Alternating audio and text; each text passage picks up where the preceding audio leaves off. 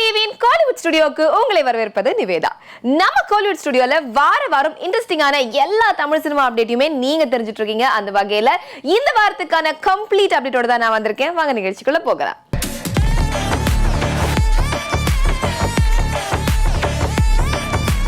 நம்ம நிகழ்ச்சியில முதல்ல நம்ம பார்க்க இருக்கிறது ஹாஸ்டல் திரைப்படத்துடைய பிரஸ் மீட். ட்ரிடென்ட் ஆர்ட்ஸ் நிறுவனம் சார்பில் ஆர் ரவீந்திரன் தயாரிக்கும் திரைப்படம் தான் ஹாஸ்டல். இந்த படத்துக்கு கதை, திரைக்கதை, வசனம் எழுதி படத்தை இயக்கியிருக்கிறாரு சுமந்த் ராதாகிருஷ்ணன். இசையமைப்பாளர் போபோ சசி இசையமைத்திருக்கும் இந்த திரைப்படத்துக்கு ஒளிப்பதிவு செய்திருக்கிறார் பிரவீன்குமார். படத்தொகுப்பு ராகுல் மற்றும் மக்கள் தொடர்பு சதீஷ். மனதை மயக்கும் ரொமான்ஸ் காமெடி ஜேர்னல் உருவாகி இருக்கும் இந்த திரைப்படம் மலையாள படமான அடி கப்பியாரே குட்டமணி திரைப்படத்துடைய ரீமேக் படம். கதாநாயகனாக இந்த படத்துல அசோக் செல்வன் மற்றும் கதாநாயகியாக பிரியா பவானி சங்கர் நடிச்சிருக்கிறாங்க.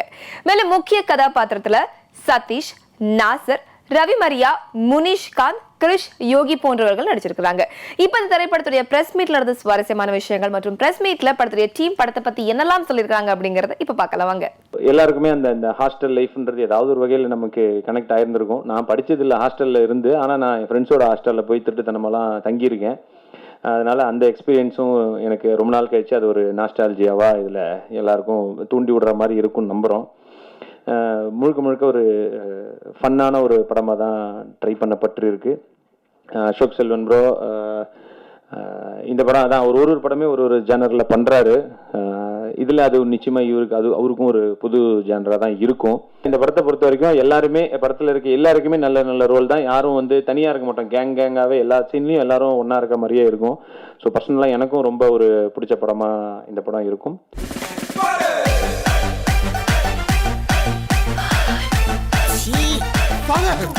நம்ம ஹாஸ்டல்ல ஒரு பொண்ணு இருக்கு. நம்ம குஞ்சுங்களையா நீ சந்தேகப்படுற? நம்ம குஞ்சுகள் இல்ல ஃபாதர்.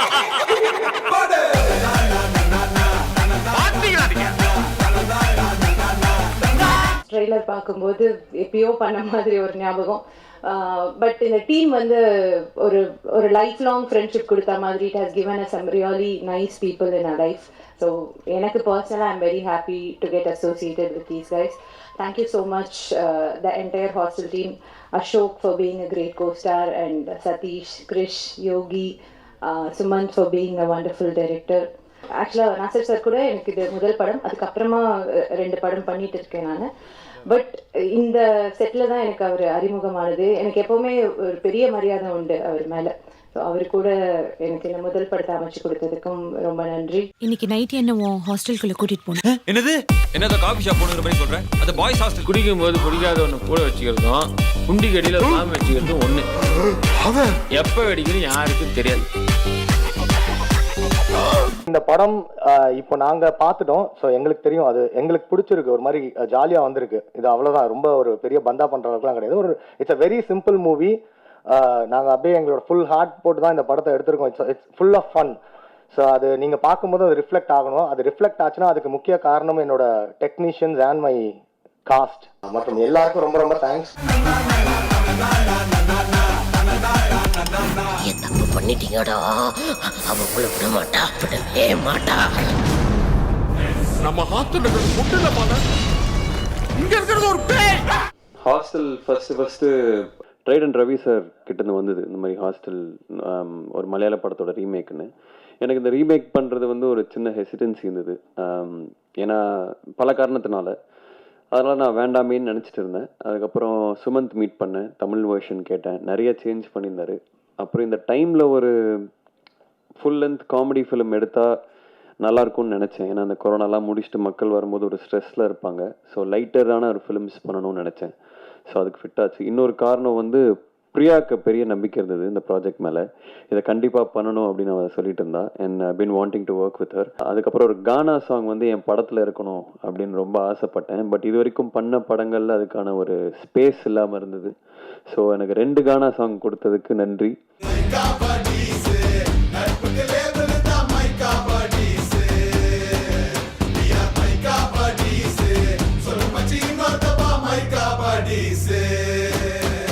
எல்லா ஆஸ்பெக்ட்லையும் பார்த்தீங்கன்னா இந்த படம் வந்து ரொம்ப ஒரு ஜாலியான படம் தான். இதில் நீங்கள் எதுவுமே யோசிக்க வேண்டாம்.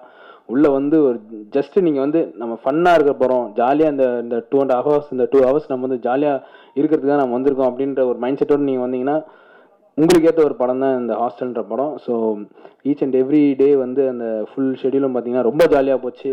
ஸோ இந்த படம் வந்து இன்னும் நல்லா போகணுன்றதுக்காக உங்களுடைய வார்த்தைகள், உங்களுடைய ரிவ்யூஸ், அப்புறம் உங்களுடைய எழுத்துக்கள் மூலமாக நீங்கள் இன்னும் பலம் சேர்த்திங்கன்னா இன்னும் ரொம்ப நல்லா இருக்கும். ஸோ எங்களை மாதிரி இன்னும் வளர்ந்த வர ஆர்டிஸ்ட், இன்னும் நிறைய பட்டிங் ஆர்டிஸ்ட்லாம் வந்து நிறைய பேர் வர்றதுக்கு ஒரு நல்ல ஒரு வழியாக இருக்கும். ஸோ ரொம்ப thanks and thanks to whole team. நம்ம நிகழ்ச்சியில் அடுத்து நம்ம பார்க்க இருக்கிறது நாகா திரைப்படத்துடைய படப்பூஜை. MS மூவிஸ் பட நிறுவனம் சார்பில் கே முருகன் மிகவும் பிரம்மாண்டமாக தயாரிக்க இருக்கும் திரைப்படம் தான் நாகா. திரைப்படத்துக்கு கதை, திரைக்கதை, வசனம் எழுதி படத்தை இயக்க இருக்கிறார் இயக்குனர் சார்லஸ். நாகம்மனாக இந்த திரைப்படத்துல பிந்து மாதவி நடிக்க இருக்கிறாங்க. மேலும் முக்கிய கதாபாத்திரத்துல ரைசா வில்சன், ஸ்ரீகாந்த் மற்றும் கருணாகரன் போன்றவர்கள் நடிக்க இருக்கிறாங்க.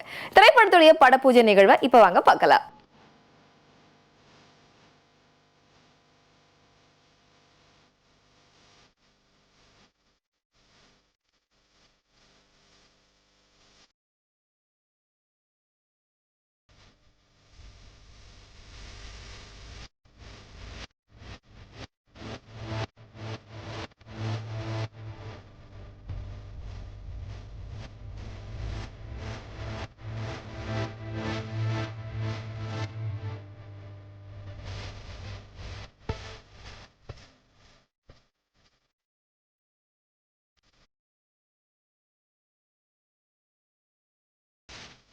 நம்ம நிகழ்ச்சியில் அடுத்து நம்ம பார்க்க இருக்கிறது ஆதார் திரைப்படத்துடைய இசை வெளியீட்டு விழா. வெனிலா கிரியேஷன் சார்பில் திருமதி சசிகுமார் தயாரித்திருக்கும் திரைப்படம் தான் ஆதார். இந்த திரைப்படத்துக்கு கதை, திரைக்கதை, வசனம் எழுதி படத்தை இயக்கி இருக்கிறார் ராம்நாத் பழனிக்குமார். இசையமைப்பாளர் ஸ்ரீகாந்த் தேவா இசையமைத்திருக்கும் இந்த திரைப்படத்துக்கு மகேஷ் முத்துசாமி ஒளிப்பதிவு செய்திருக்கிறாரு. மக்கள் தொடர்பு யுவராஜ். கருணாஸ் கதையின் நாயகனாக நடிச்சிருக்கிறாரு. அவருடன் இணைந்து இனியா, ரித்விகா, உமாரியாஸ் போன்றவர்கள் முக்கிய கதாபாத்திரத்தில் நடிச்சிருக்கிறாங்க. இந்த நிகழ்வுல இயக்குனர் இமயம் பாரதிராஜா இசை வெளியிட இந்த நிகழ்வுல கலந்துகிட்ட மற்ற பிரபலங்கள் அதை பெற்றுக்கொண்டனர். இந்த நிகழ்வு எப்படி நடந்தது, இவ்வளவு சுவாரஸ்யமா இருந்தது, படத்தை பத்தி படத்துடைய டீம் என்னெல்லாம் சொல்லியிருக்காங்க அப்படிங்கறத இப்ப நம்ம பார்க்கலாம்.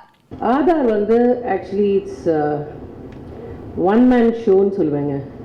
என்னுடைய கேரக்டர் நீங்கள் பார்த்துருப்பீங்க.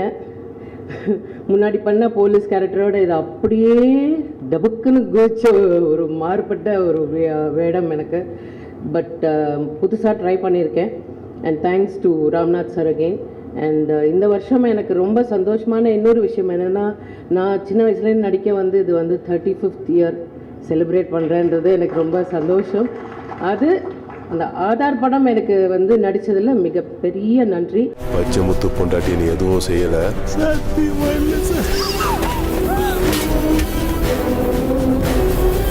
We are dealing with emotionally charged people, sir.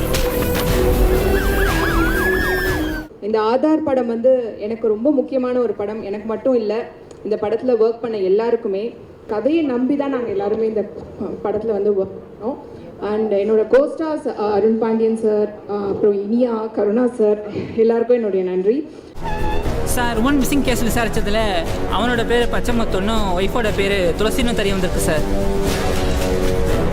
இந்த பொம்பளை உனக்கு எப்படி தெரியும்? யாரா நீ? ஒரு திருட்டு பொம்பளைய நீ எப்படி அனுப்புன?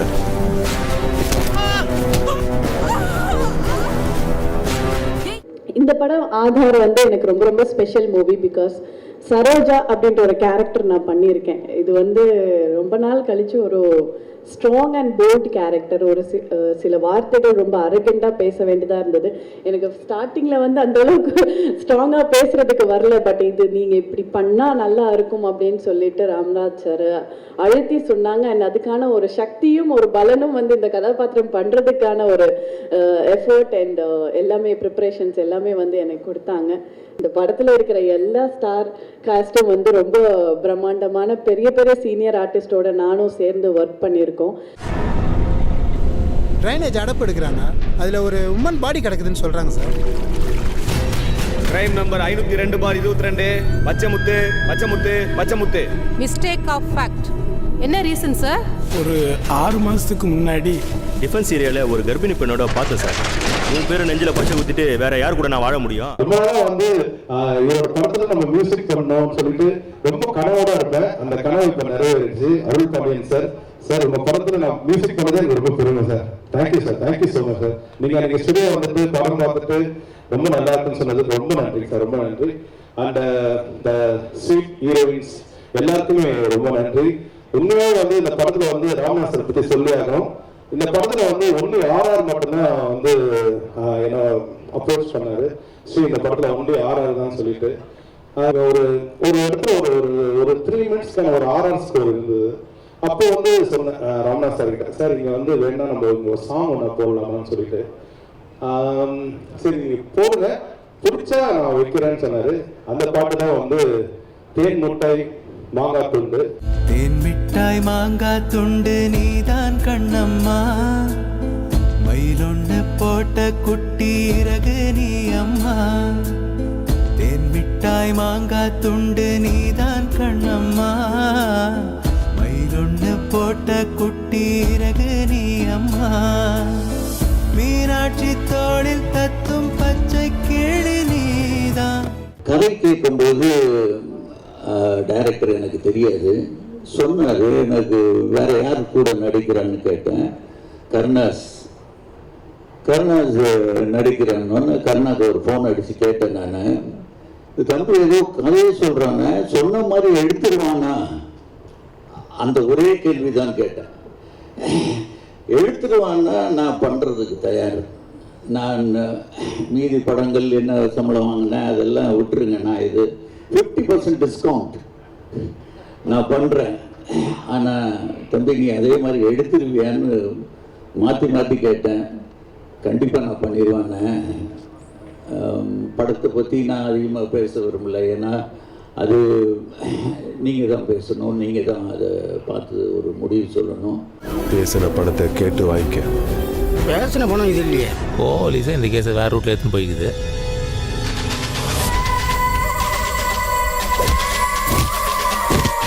போலீஸுக்கு எதிராக ஜட்ஜு முன்னாடி எதுவுமே சொல்லக்கூடாது, புரிஞ்சுதா? உன் கம்ப்ளைண்ட்டை போலீஸ் விசாரிச்சதுல உனக்கு 100% திருப்தி இருக்கா?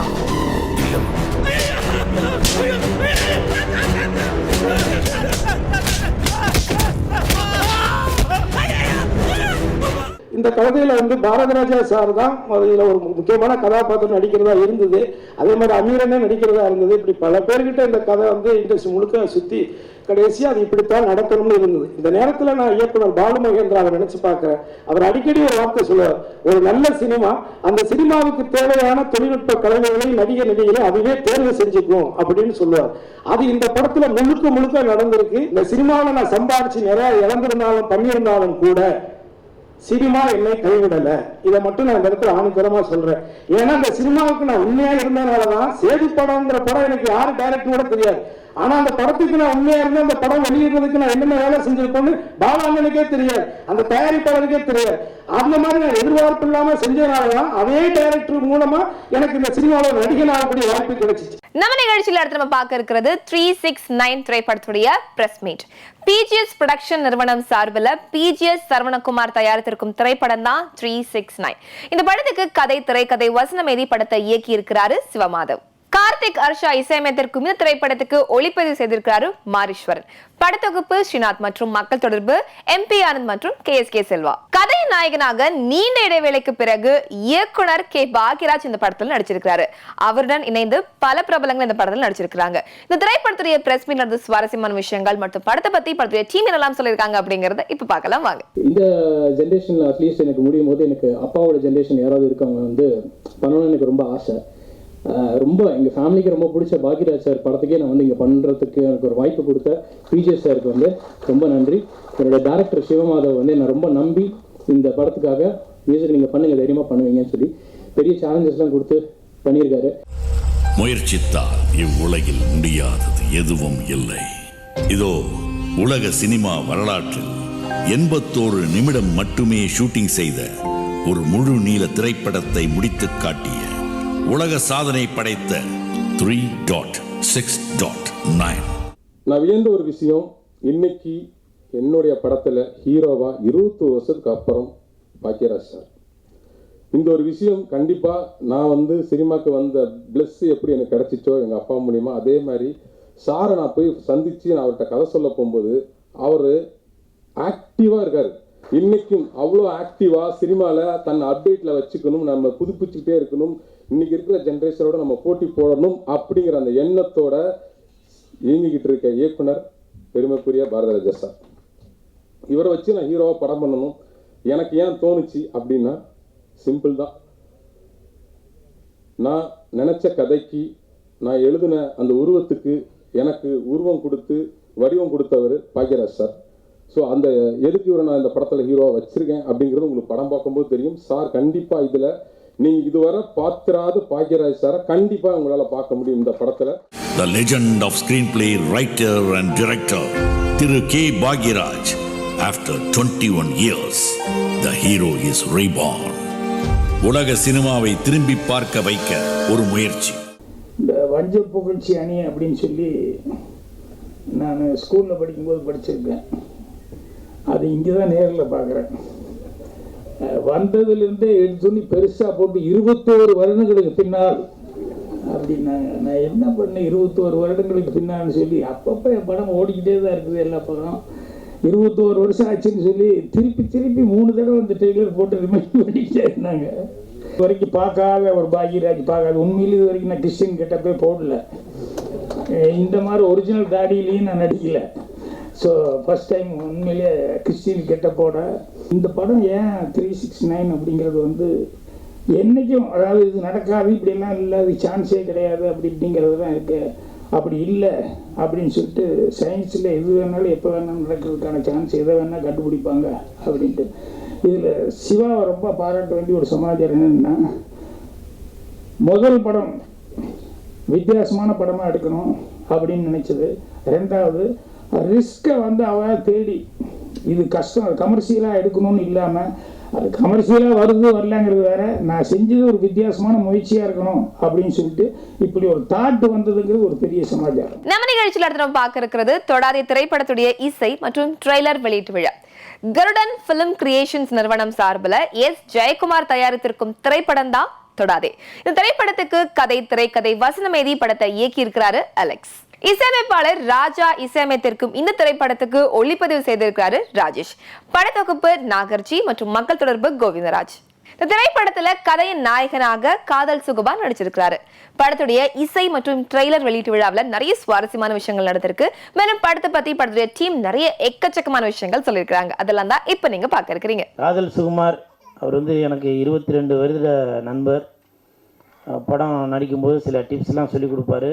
எனக்கு சீனியர். எனக்கு எப்படி நடிக்கணும், எப்படி டைலாக் பேசணும் அப்படிலாம் வந்து அப்போவே சொல்லிக் கொடுப்பாரு.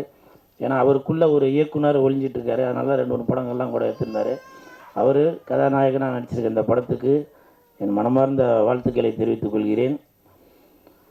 எனக்கு அப்போவே தெரியும், ஏன்னா காதல் சுகுமாரை பார்க்கும்போது அவருக்கு பின்னாடி ஒரு ஒளி தெரியுது அப்படின்னு எனக்கு அப்போவே தெரிஞ்சுது. நிறையா பேர் நம்பவே இல்லை. இப்போ பாருங்கள், பின்னாடி ஒளி தெரியுதா, இப்போ ஒத்துக்கிறீங்களா? இதுதான் நான் அப்போவே சொன்னேன், யாருமே நம்பலை. அதே மாதிரி பேசிகிட்டு இருக்கும்போது தொடாதே அப்படின்னு சொல்லி சொன்னாங்க. ராஜன் சார் சொன்னார், பேசிட்டு இருந்தேன், டக்குன்னு பொண்ணை தொடாதே அப்படின்னாரு. நான் பக்கத்தில் இப்போ அந்த பொண்ணு கூட பேசின்னு இருக்கேன். என்னை தான் சொல்லார் போல அப்படின்னு நினச்சேன். இயக்குனருக்கு அலெக்ஸ் சாருக்கு எனக்கு நன்றியை சொல்லிக்கிறேன். ஏன்னாக்கா ஒரு அழகான பொண்ணை என் பக்கத்தில் உட்கார வச்சதுக்கு அதற்கு மிக்க நன்றி டைரக்டர் சார். அவ பொண்டாட்டின்னு ஒருத்தி வாழ்க்கையில வந்ததுக்கு அப்புறம் தான் அதுவே பெரிய போதையா இருக்குடா. இதெல்லாம் ஒண்ணுமே இல்ல மச்சான், நானே சரக்கு வர டென்ஷன்ல இருக்கேன். போமா. தொடாதேன்னா என்னத்தை வச்சு பண்ணியிருக்காங்க, ஏதோ ஒன்று இருக்கும் அப்படின்னு நினச்சாங்க. ஆனால் மதுவை தொடாதேன்றது அதுக்கப்புறம் தான் அவங்க தெரிஞ்சுக்கிட்டாங்க. நான் ஏன் இந்த மதுவை தொடாதே அப்படின்னு நான் இதை கையில் எடுத்தேன்னா, சார் சொன்ன மணிக்கே என் தம்பி சொன்ன மணிக்கே தான். ரோட்டில் குடிச்சிட்டு துணிமணி கூட இல்லாமல் ரோட்டில் கிடந்தெல்லாம் நான் நிறையா பார்த்துருக்கேன். ஆனால் அசிங்கம் அவனுக்கு தெரியாது, ஏன்னா அவனுக்கு அந்த நிதானமே இல்லை. ஆனால் அவன் குடும்பம் எவ்வளோ கேவலப்பட்டு அசிங்கப்பட்டு சின்ன பின்னப்பட்டு சித்திரவதைப்பட்டு, ஆனால் அதெல்லாம் அவனுக்கு பெருசாக தெரியாது. மறுநாளுக்கு குடிப்பான், மறுபல அதே தான் கிடப்பான். அப்போ நான் அங்கே ஒரு விஷயம் நினச்சேன், அரசாங்கமும் மதுவை ஒழிக்கணும்னு எவ்வளோ பாடுபட்டுச்சு. ஆனால் நம்மளால் மதுவை இப்போ மட்டும் இல்லை, எந்த ஜமத்திலையும் ஒழிக்க முடியாது, ஆனால் குறைக்க முடியும். ஏன்னா திருடனாக பார்த்து திருந்தா விட்டால் திருட்ட ஒழிக்க முடியாதுன்ற மணிக்க அவனை நம்ம திருடாமல் தடுக்க முடியாது, ஆனால் குறைக்க முடியும் திருடனை. அதைத்தான் நான் பேஸ் பண்ணி இதில் கையில் எடுத்தேன். நல்ல புத்தி வருகுது இல்ல இந்த புதியிலே ஒரு நாய் கூட மதிக்கிறது இல்ல தெருவிலே. ரொம்படையா போயிட்ட இல்ல மண்ணோட மண்ணா போயிருப்ப. உங்களை எந்த கொடுக்குறீங்களா களை பிச்சு போடுவேன். இணை தயாரிப்பு அலெக்ஸ் சார் தயாரிக்க முன் வந்து அது ஒரு பிரமாதமான ஒரு கதாபாத்திரம். அது திருநங்கைகளுக்கு கூட வந்து ஒரு நல்ல ஒரு மெசேஜ். அதாவது ஒரு வசனம் சொல்லியிருக்காரு அவர் ஜெயக்குமார் சார். அது ஒரு திருநங்கை வந்து வேலை கேட்டு வரும்போது ஏமா உன்னெல்லாம் அங்கே வச்சுக்க முடியுமான்னு சொல்லும்போது அந்த அம்மா சொல்லுவோம், ஏங்க நாங்கள் என்னங்க பாவம் பண்ணோம், ஒரு வீட்டில் 5 அறிவு உள்ள வாயில் ஜீவனை நல்லா பத்திரமா பார்த்துக்குறீங்க, நாங்கள் ஆனா பெண்ணான்னு தெரியாது, ஆனாவும் பார்க்காம பெண்ணாவும் பார்க்க தெரியாமல் இருக்கீங்க, என்னங்க எதுனாங்க. ஸோ நம்ம வளர்க்கக்கூடிய பிராணிகளை கூட அவ்வளோ நேசிக்கிறோம், ஆனால் ஒரு டிரான்ஸ்ஜெண்டரை வந்து நம்ம வந்து திருநங்கைகளை நம்ம மதிக்கிறது இல்லை அப்படிங்கிற வார்த்தையை ரொம்ப அழுத்தமாக அது எப்படி அந்த பிழை ஏற்படுது அப்படிங்கிறத வந்து தெளிவாக அழகாக சொல்லியிருக்காரு. அவரை இந்த படத்துக்கு உண்மையிலேயே மிகச்சிறந்த ஒத்துழைப்பை கொடுத்துருக்கக்கூடிய தயாரிப்பு. இந்த படம் இதுக்கு முன்னால் பேசணும் சொன்னாங்க, அது லாபம் வருமா நஷ்டம் வருமானலாம் தெரியாமல் மனமு வந்து முழுதாக இறங்கி இந்த படத்தை வந்து முடிச்சு கொடுத்துருக்கக்கூடிய திரு எஸ் ஜெயக்குமார் அவர்களை எவ்வளோ பாராட்டினாலும் தகும். நம்ம எல்லாரும் ஒன்னா உட்காந்து சரக்கு அடிச்சு இப்ப அது கப்புக்காக இல்லையே. ஆனா இப்ப நடுத்தருல நிக்கிறது காரணமே அந்த குடிதாண்டா. ஒரு 5 வருஷத்துக்கு முன்னாடி பாத்தீங்கன்னா இந்த முத்துக்காலைக்கும் நாள் குறிக்கப்பட்டது. இவன் இறந்து விடுவான், சுடுகாட்டில் எங்கே புதைக்கலாம், எரிக்கலாமா புதைக்கலாமாங்கிற அளவுக்கு கூட வந்து என்னுடைய லிஸ்ட் போகப்பட்டது. காலத்தின் கட்டாயம். எங்கேயாவது இடத்துல ஒரு இடத்துல அவமானம் ஏற்பட்டால் மட்டுமே அந்த குடியை விடுவதற்கு ஒரு காரணமாக அமையும். குடிப்பதற்கும் ஒரு காரணம் வேண்டும், அந்த குடியை விடுவதற்கும் ஒரு காரணம் வேண்டும். எனக்கு அமைந்தது ஒரு காரணம். எங்களுடைய ஸ்டண்ட் யூனியனுடைய 50வது ஆண்டு விழாவில் என்னால் சரியாக பெர்ஃபார்மன்ஸ் பண்ண முடியல, கை கால்லாம் நடுங்க ஆரம்பிச்சிருச்சு. ஒரு டைலாக் கூட வந்து மைண்டில் நிற்கலை. எதை நோக்கி ஊரை விட்டு வந்தோமோ அந்த துறையில் கொடுத்த ஒரு சின்ன வேலையை கூட நம்மளால் செய்ய முடியலையே அப்படிங்கிற ஒரு கோபம், வெறி, அதுதான் வந்து என்னை குடியிலிருந்து மீட்டெடுத்தது. இன்றைக்கி நான் ஒரு 5 வருஷமாக குடிக்காமல் இருக்கேன்னா அதுக்கு காரணம் நான் பட்ட அவமானம். இந்த மாதிரி படங்கள் நிறையா வரணும். நான் குடியிலிருந்து மீண்டு வந்தேன். ஏன்னா எனக்கு கண்ணுக்கு தெரிஞ்ச நிறையா நண்பர்கள் குடியிலிருந்து மீள முடியாமல் இறந்ததை நான் கண்ணால் பார்த்துருக்கேன். எனக்கு மீள்வதற்கு ஒரு வாய்ப்பு கிடைத்தது. அதனால் இப்படி ஒரு யாரும் குடிக்கு அடிமையாக இருந்தால் இந்த படத்தை பார்த்து மட்டுமல்ல, நீங்களாக குடியை நீங்களால் நினைத்தால் மட்டுமே முடியும். யாரும் அட்வைஸ் பண்ணியோ டாக்டர்கிட்ட போயோ யாரும் திருத்த முடியாது. நீங்கள் நினைத்தால் ஒரு நிமிடத்தில் குடியை விடலாம். அப்படித்தான் நான் விட்டேன். இன்னைக்கு 5 வருஷமா நல்லா இருக்கேன்.